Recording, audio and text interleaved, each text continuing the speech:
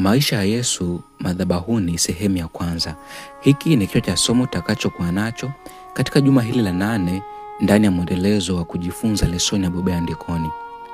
Na katika juma hili tutapata fursa ya kuzichunguza aya zilizopo katika sura ya kwanza ya kitabu cha Marko. Na kabla tujaendelea, tujiungamanishe na mbingu. Rafiki yetu mpendwa, Baba uliyeko juu mbinguni, tunajinyenyekeza miguuni pako leo kwa ajili ya kujifunza na kusikia kutoka kwako. Sasa tunapojifunza leo, kubali kutufundisha na tusaidie kuyafanyia kazi haya tujifunzayo leo. Ni katika jina la Yesu. Amina. Kuamka ukiwa umewahi au ukiwa umechelewa. Katika mwaka wangu wa pili wa chuo, nilikuwa nikingojea kwa furaha msimu wa chuo wa mpira vikapu. Wakati ambao watu chuoni wangecheza katika mashindano yanayofurahisha.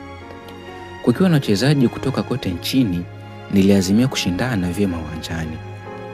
Mimi na rafiki yangu D tulikubaliana kufanya mazoezi ya pamoja. Kulikuwa na shida moja katika mpango wetu. Hata hivyo, uwanja wa mpira vikapu ulipatikana mapema alfajiri. Tuliamua kufika uwanjani saa 11 alfajiri na kufanya mazoezi kwa saa 1 kila asubuhi. Saa yangu ya kengele ilipolia alfajiri ya kwanza, niliruka kutoka kitandani, nikavaa nguo zangu na kuelekea uwanjani.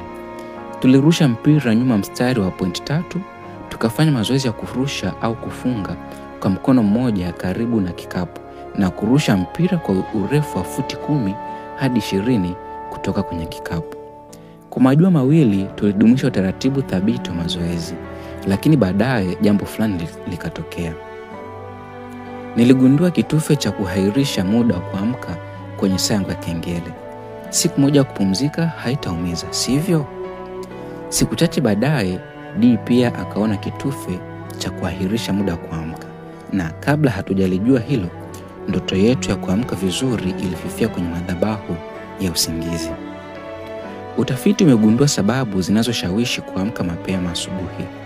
Ili mradi tunapata usingizi wa kutosha, kuamka mapema husaidia fikira kumakinika vyema, hutoa muda zaidi wa kupanga siku yetu, hutupatia muda wa kufanya mazoezi na hutoa fursa ya faragha. Wakati ambapo baadhi ya watu kwa kawaida huamka mapema, wengine hukesha usiku na kuhangaika kuamka asubuhi.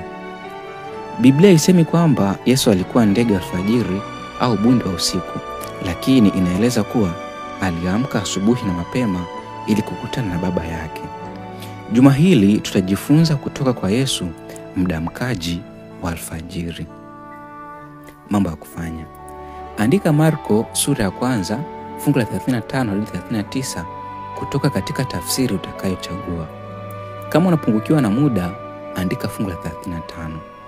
Unaweza pia kuandika tena kifungu hicho kwa maneno yako mwenyewe au kueleza kwa muhtasari au kutengeneza mawazoni picha pana ya mpangilio wa mada na yale yaliyomo katika sura hiyo.